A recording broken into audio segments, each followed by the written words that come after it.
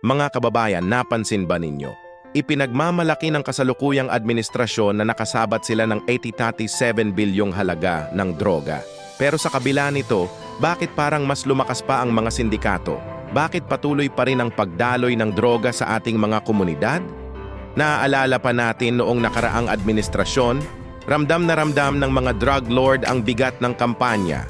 Ngunit ngayon, para bang naging palaisipan na lang sa mga pahayagan ang laban sa droga. Hindi po numero ang sukatan ng tagumpay sa kampanyang ito. Ang tunay na tagumpay ay makikita sa pagbabago ng buhay ng mga Pilipino, sa kaligtasan ng ating mga anak, at sa kapayapaan ng ating mga komunidad. Kailangan nating magkaisa para sa tunay na solusyon. Hindi lang ito tungkol sa dami ng nahuhuli, kundi sa pagbabago ng sistema at pagpapalakas ng ating lipunan. Salamat sa inyong pakikinig. Kung gusto nyo pang malaman ang iba pang mga issue na dapat nating pagtuunan ng pansin, isubscribe ang aming channel at ishare ang video na ito.